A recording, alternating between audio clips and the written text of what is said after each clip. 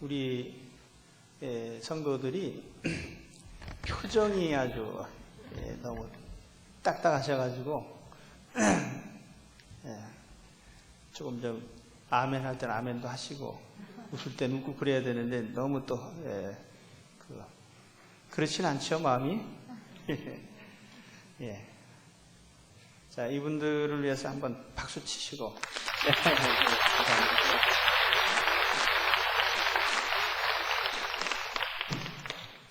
자, 오늘 말씀 제게 주어진 시간이 길지 않기 때문에 좀 단축해서 하겠습니다.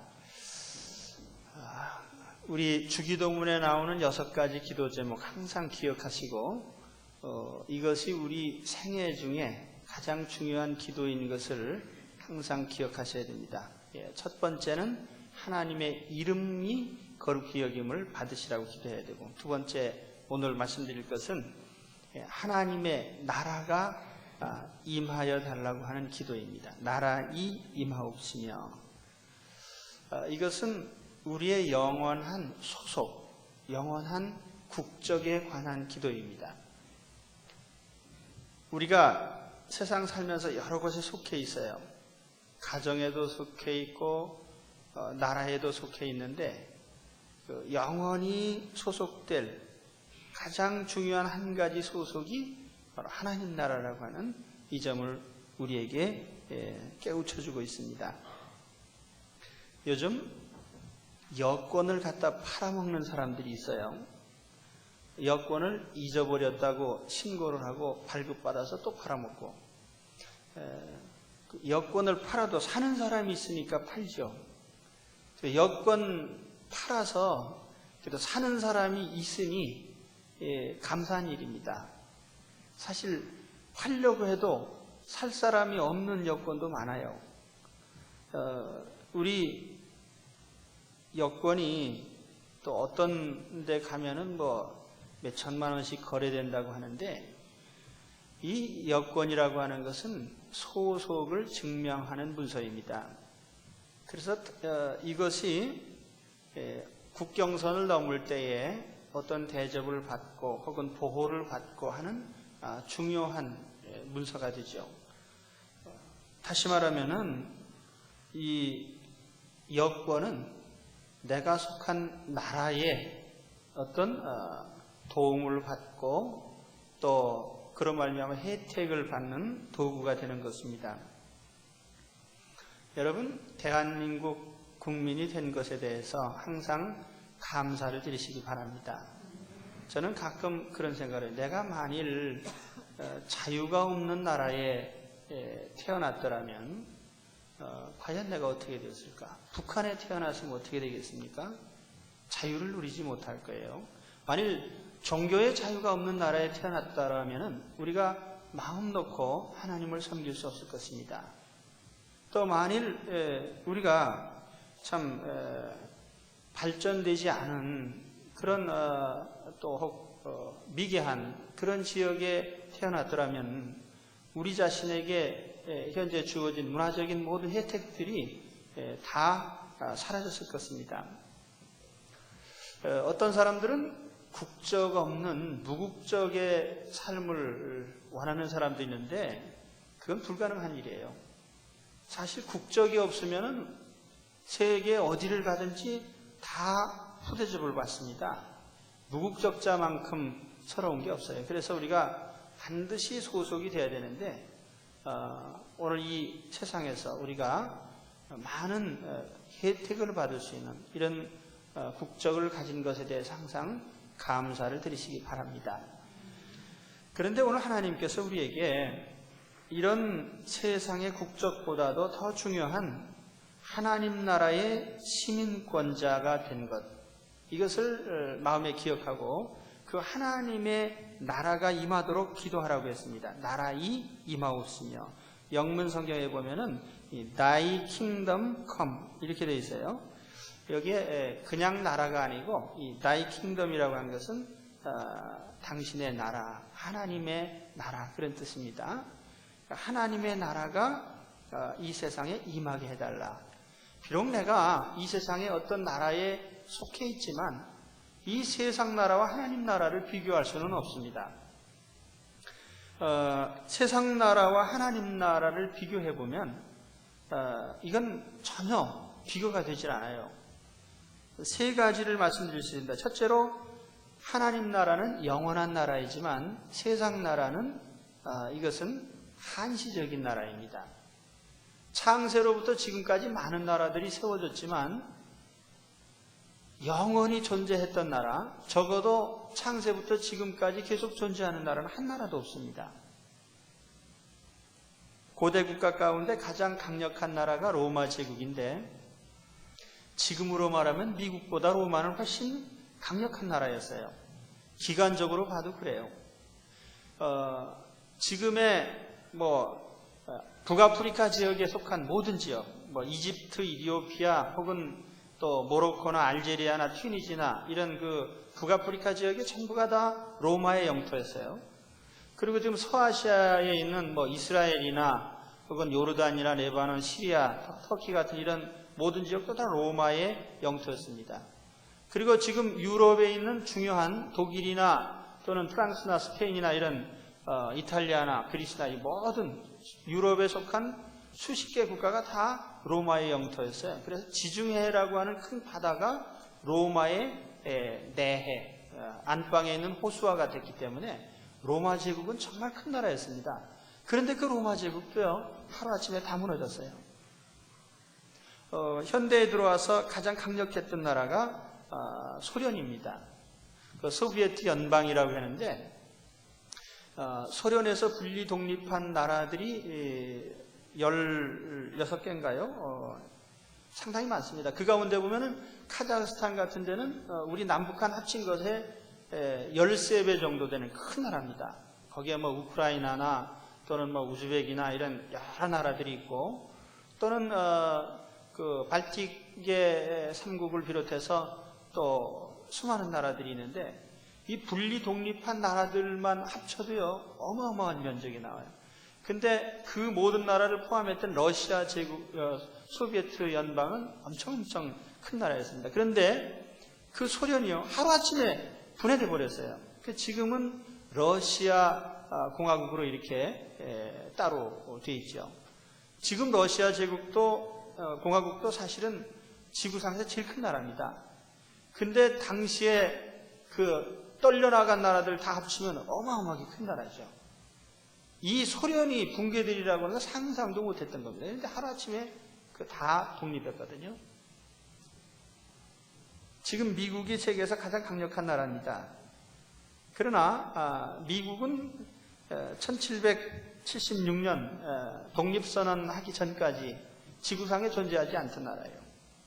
이제 200여 년 역사를 통해서 이제 미국이 동부 13개 주로부터 시작해서 이렇게 차근차근 하나하나 접수해가지고 지금의 51개 주가 됐지만은 미국은 문자 그대로 유나이티드 스테이츠입니다. 스테이츠가 연합한 거예요. 그렇기 때문에 이 연합된 스테이츠들이 언제 떨려나갈지 알 수 없는 겁니다. 지구상에 영원한 나라는 없거든요. 우리가 이 점을 분명히 알아야 됩니다. 우리가 어떤 국가라고 하는 것은 영토가 있고 또 국민이 있고 주권이 있으면 국가라고 합니다. 그런데 영토와 주권과 국민이 일치되는 나라는 지구상에 딱 한 나라밖에 없어요. 그게 우리나라입니다. 여러분 자부심을 느끼셔야 됩니다. 그런데 모든 나라들이 그래요. 영토는 있는데 주권이 없는 나라. 이 독립국가 아니죠. 또는 영토가 없는데 민족만 이리저리 떠돌아다니는 쿠르드족 같은 데가 다 그런 형편이거든요. 또 우리가 어떤 국가를 이룬다고 하는 것이 인위적으로 이렇게 되는 일이 아니에요. 지구상에는 그래서 수없는 나라가 세워졌다가 멸망했다 이렇게 했습니다. 여러분 우리가 지금 대한민국이라는 나라를 세우고 있지만은 우리 대한민국의 역사가 얼마나 될까요? 사실 우리가 고구려를 계승했는지 신라를 계승했는지 아니면 고려와 조선을 계승했는지 이게 애매하죠. 왜냐하면 적어도 정치적으로 우리나라는 1945년에 독립한 이후에 만들어진 신생국가입니다. 중국이라는 이름도 그래요. 중국을 차이나라고 하는데 이 차이나라는 이름이 중국 진시황이 세웠던 진나라에서 따온 이름이에요. 그래서 자기 나름대로는 뭐 수천 년 된 나라라고 하지만 실제로 정치적으로 보면은 1949년에 독립한 중화인민공화국이 바로 지금의 중국이에요. 1949년에 세워진 나라입니다. 그래서 이 모든 나라와 이 국가라고 하는 것은 뭐 다 한시적인 겁니다. 영원한 나라가 없어요. 그러나 하나님 나라는 그렇지 않습니다. 하나님 나라는 통치자이신 하나님이 영원하시기 때문에 영원하죠. 또 천국의 시민은 영생하기 때문에 천국 시민들이 뭐 사라지거나 이런 일이 없습니다. 천국의 영토라고 하는 것은 하나님께서 보존하시기 때문에 빼앗기거나 뭐 병합되거나 이런 나라가 아니고 하나님 나라는 영원한 나라입니다. 하나님 나라는 영원한 나라예요. 지상 나라는 한시적인 나라다. 이것을 우리가 항상 기억해야 됩니다. 또 두 번째로 하나님 나라는 완전한 통치가 이루어지지만은 세상 나라는 완전한 통치가 이루어지질 않아요. 우리 대한민국은 헌법에 민주공화국이라고 명시되어 있습니다. 그 민주주의라는 것은 다수결에 의해서 모든 것이 결정이 돼요. 국민이 뽑은 대표자에 의해서 대의정치가 이루어지는데 이 다수결의 맹점이 뭐냐면은 다수가 결정하면 좋지 않은 결정이라도 따라야 된다는 것입니다. 그래서 극단적으로 말하면은 아주 나쁜 결정을 했어도 순종해야 돼요. 왜냐하면 그것이 그 원칙을 지키지 않으면 다수결로 결정한 것을 안 따르겠다고 하면은 그다음부터 민주주의는 무너지는 겁니다. 그래서 민주주의는 악법을 만들어도 따라야 되는 것이 민주주의예요. 그래서 그것을 좀 마음에 안 들면 어떻게 하냐면 다음번 선거에서 안 뽑아주면 되는 거죠. 마음에 드는 사람 뽑는 수밖에 없는 거예요. 그래서 아무튼 이런 민주주의의 그런 원칙이 있는데 오늘 이 민주주의의 약점이 뭐냐면은 지지하지 않는 사람들이 무엇을 결정하면 안 따른다는 것입니다. 그래서 통치권이 먹혀 들어가질 않아요. 지금 우리나라 그렇잖아요. 국회가 결의를 해도 우습게 생각하고 대통령이 뭘 해도 우습게 생각하고 대법원에서 판결을 해도 불순종하고 그래서 이 통치 권력이 먹혀들지 않으면 그 사회가 혼란에 빠지게 됩니다. 지금 그 성경에 있는 말씀처럼 흑암이 혼돈하고 우리나라가 보면 그래요. 사회 질서가 혼돈해지잖아요. 국가 권력이 먹혀들지 않을 때에 여기에는 부당한 사람들이 설치게 됩니다. 예를 들면 사기꾼이나 도둑놈이나 강도나 살인이나 협작꾼들이 멀쩡한 사람들 앞에서 큰 소리 치고 다녀요. 그래서 이 저항이나 불순종이라고 하는 것이 합당한 일에 대해서까지 이제 이렇게 대항하는 이런 형국이 되어버려요. 요즘 보면은 돈 꿔준 사람보다는 꿔간 사람이 더 큰 소리 칩니다. 아무리 생각해도 전 그래요. 가령 우리가 카드 빚을 못 갚는다. 아주 정말 어렵기 때문에 그런 사람들은 예외지만은 대부분의 젊은이들은 그냥 남의 돈 무조건 갖다 쓰고 나서 안 갚는 겁니다. 그럼 누가 나쁜 사람이죠? 꿔준 사람이 나쁩니까? 안 갚는 사람이 나쁜 사람입니까? 그런데도 항상 문제는 꿔준 사람이 나쁘다고 큰 소리 치거든요. 이 사회가 혼란에 빠지는 원인이 되는 거예요. 이 세상은 통치권이 먹혀들지 않습니다. 저는 겉으로는 담대하지만 사실 제 마음이 좀 약합니다. 그래서 충격도 잘 받고 눈물도 잘 흘리고 그러는데 그래서 제가 심장이 자꾸 약해져요. 자꾸 놀래기도 하고 이렇게 잠도 잘 못 자고. 제가 제일 부러워하는 사람이 있습니다. 뻔뻔한 사람이에요. 뻔뻔한 사람들은 다른 사람이 뭐 망하든지 뭐 말든지 전혀 마음에 느낌이 없어요. 그래서 아주 항상 즐겁게 삽니다. 옆에 사람이 죽어도 즐겁고 남이 망해도 즐겁고. 뻔뻔한 사람이 항상 보면은 잔병도 없고. 그렇다고 우리가 뻔뻔해질 수는 없잖아요. 그래서 하나님 앞에 기도하고 있습니다. 하나님, 내가 뻔뻔해가지고 건강하기는 싫은데 좀 살려주십시오. 그러나 이 하나님 나라는 완전한 통치가 이루어지는 나라예요. 만일 하나님께 누가 대항을 했다 그러면 당장에 그건 요절나는 겁니다. 하나님의 심판을 받게 돼요. 그래서 이 하나님 나라는요, 하나님의 강력한 통치가 완성되는 곳입니다. 우리 여기 Thy Kingdom Come이라고 이렇게 짤막하게 번역되어 있는데, 어떤 영문 성경에 보니까 이 킹덤이라는 말 대신에 reign이라는 말로 번역을 했어요. Thy reign come. 이 reign이라는 말은 R-E-I-G-N. 통치가 이루어진단 말이에요. 하나님의 통치가 이루어지게 해달라. 이것이 오늘 기도예요. 하나님 나라는 완전한 통치가 이루어지는 곳입니다. 그래서 악이 판치지 못하는 곳이에요. 그래서 우리가 하나님 나라를 바라는 것입니다. 세상 나라에는 희망이 없어요. 하나님 나라가 임하여 주옵소서. 그리고 세 번째로, 하나님 나라는 축복의 나라지만 세상 나라는 불행의 나라입니다. 어떤 사람에게 지옥을 그리라고 했더니 거리에 풍경화 하나 그려가지고 왔어요. 이게 어째 지옥이냐? 그랬더니 세상이 지옥 아니냐? 예. 세상에 있는 그대로 지옥이에요.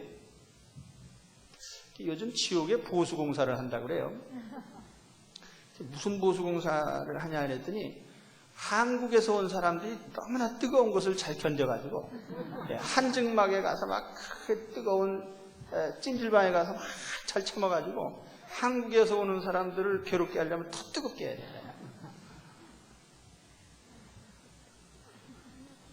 이 세상이 다 보면은요, 참 지옥입니다. 이 세상이 술로 망하고 있는데 세상은 술의 나라입니다. 한국주류공업협회라고 하는 곳에서 통계를 냈는데 2001년 한 해 동안에 한국의 20세 이상 3,400만 명의 술을 먹는 통계를 냈습니다. 하여튼 이 전체 통계는 대략 한 60억 병이 넘어요. 마신 게. 이걸 1인당으로 환산하면 맥주가 118병이고 소주가 82병이고 위스키가 1.7병인데 참 엄청 마신 겁니다. 미국 통계에 의하면 매년 고속도로에서 발생하는 사고의 50%가 술 때문에 발생합니다. 또 모든 범죄의 3분의 1이 음주자들에 의해서 저질러집니다. 그리고 모든 사고 희생자의 41%가 음주와 관련이 있어요. 그리고 이 음주 때문에 수명이 10년에서 12년이 단축된다고 합니다. 그래도 술은 계속 잘 팔리죠. 여러분 TV 광고를 보시면은 제일 잘 나가는 모델이 제일 중요한 프라임 타임에 나가는 광고가 뭐냐면 술 광고입니다. 자세히 보세요. 가족들이 앉아서 있는 자리에, 10대가 앉아서 있는 자리에 맛있는 여자가 나타나가지고 술 광고예요. 세상은 재앙이, 근심이, 파멸이, 모든 것이 술 때문에 발생해도 계속 술 먹습니다. 그렇죠? 그 어린 왕자라는 책에 보면은 어린 왕자가 어떤 별에 갔더니 주정뱅이가 하루 종일 술만 마셔요. 당신은 왜 술을 마시느냐? 나는 잊기 위해서 마신다. 무엇을 잊으려고 하느냐? 난 부끄러운 것을 잊으려고 한다. 뭐가 부끄러우냐? 술 마시는 게 부끄럽다. 계속 술만 마시는 거예요. 그리고 이 세상은 또 술의 나라인 동시에 정욕의 나라예요. 최근 홍콩에서 발행되는 아시아판 타임지에 아시아의 영웅 그래가지고 한국 사람이 뽑혔어요. 그래서 제가 눈이 번쩍해서 보니까 이름이 누구냐? 홍석천. 홍석천 여러분 누군지 아십니까? 난 잘 모르는데 아무튼 거기 보니까 연예인인데 왜 영웅이 됐느냐? 자기는 동성애자인데 용감하게 세상에 밝혔다는 거예요. 이걸 이제 영어로 하면 커밍아웃이라고 합니다. 밖으로 뛰어나왔다는 얘기인데 참 영웅 되는 길이 거기에도 있는지 난 몰랐죠. 영웅 되기 쉬워요. 도둑질하고 나 도둑놈이요. 그럼 그 영웅이 되는 거예요. 강도질하고 나 강도요. 그러면 그 영웅이 되는 거고. 그렇습니까? 성경대로 한다면은 정말 하나님의 큰 심판을 받을 그런 사람인데 세상 사람들은 영웅이라고 해요. 한참 잘못됐죠. 지금 지구상에서 가장 큰 질병 중에 하나가 에이즈라는 질병입니다. 이 에이즈라는 질병의 이 AIDS라고 하는 이 질병의 그 이름은 이 acquired, 획득한다는 말이죠. 그리고 immune, 이것은 면역이라는 말이고요. 그 다음에 deficiency, 발음이 좀 이상하지만 아무튼 결핍이라는 말이고 그 신드롬. 그래서 이제 번역하면은 후천적인 면역 결핍 증후군이다. 뭐 이런 해석이 됩니다. 그런데 이 AIDS에 대해서 어떤 분이 아주 기독교적인 해석을 했습니다. A는 뭐냐면 adulteration. 다시 말하면 사람들의 성적인 타락에 의해서 간음에 의해서 발생하는 병이다. 과거에 LA의 보건국에서 낸 자료에 의하면 당시 에이즈 환자의 94%가 동성애자들이었어요. 그래서 이것은 성적으로 타락한 자들이, 정상적인 성생활을 하지 않는 사람들이 받은 천벌이다 그런 말을 했습니다. 또 이 I라고 하는 것은 인터내셔널. 이것이 국경도 없이 마구잡이로 퍼지는데요. 모든 전염병이 다 어떤 일정한 차단벽이 쳐집니다.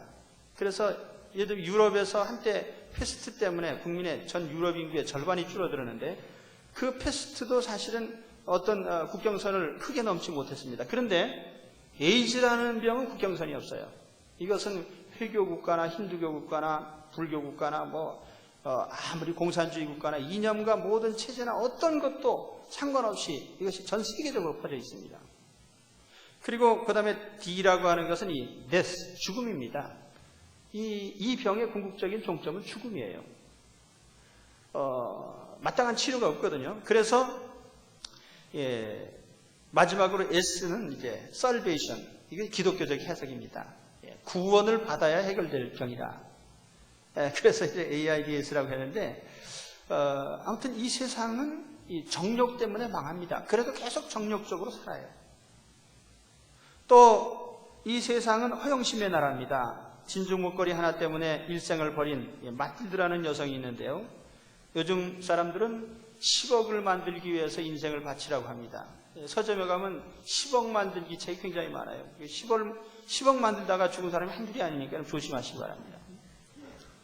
그런데 하나님께서 10억을 만들어 오면 또 뭐합니까? 하나님 미리 데려가시면 다 끝나는 것인데요. 오늘 세상이 허영심 때문에요. 인생 버리는 사람들 많아요. 이와 같이 세상은 결국에는 모든 이런 허영심으로 살다가 마지막에 결국 다 죽습니다. 병으로 죽고 전쟁으로 죽고 사고로 죽고 강도 폭행으로 죽고 죽어요. 그러나 하나님의 나라는 축복의 나라입니다. 하나님이 주권자가 되시고 하나님이 축복하시고 하나님이 생명을 지켜주시고 하나님의 평안과 기쁨과 위로를 주시고 하나님의 품 안에서 살아가는, 그래서 하나님의 나라는 축복의 나라입니다. 여러분, 그렇기 때문에 세상 나라와 하나님 나라를 비교할 수가 없어요. 여러분, 오늘 가지고 있는 시민권, 국적 가운데 가장 중요한 것이 바로 하나님 나라의 시민권인 것을 아시기 바랍니다. 그리고 이 하나님 나라의 시민권은요, 얻는 게 복잡하지 않아요. 이민 시험 보지 않습니다. 예수 그리스도를 구주로 영접하기만 하면 하나님의 자녀가 되는 권세를 주십니다. 오늘 예수 그리스도를 마음의 구주로 모시기 바랍니다. 하나님께서 당장 하나님 나라의 시민권을 주실 것입니다. 인정해 주셔. 하나님 예수 그리스도를 나의 구주로 모셔드리면 하나님의 나라의 백성이 됩니다. 그래서 오늘 이 하나님 나라의 시민권을 가지시길 바랍니다. 그리고 그 다음으로 말씀드릴 것이 이 하나님 나라가 임하게 해달라고, 임하옵시며 이렇게 기도를 했습니다. 이 임한다는 말이 헬라어로는 에르코마이라는 단어인데 온다는 말입니다. 어디서부터 이렇게 오는 거예요. come. 이것은 상당히 중요한 의미가 있습니다. 가령 예를 들어서 하나님 나라를 우리가 내가 만들겠사오니 도와주옵소서, 그런 기도가 아니거든요. 가령 이 영어로 한다면요, 하나님 나라는 어떤 크리에이트도 창조하는 것도 아니고 메이크 하는 것도 아니고 만드는 것도 아니고 또는 accomplish나 achieve나 내가 완성하고 성취할 그런 것이 아니고 또 내가 attain, 획득하는 것도 아닙니다. 다만 그저 하나님께서 보내주셔야 되는 거예요.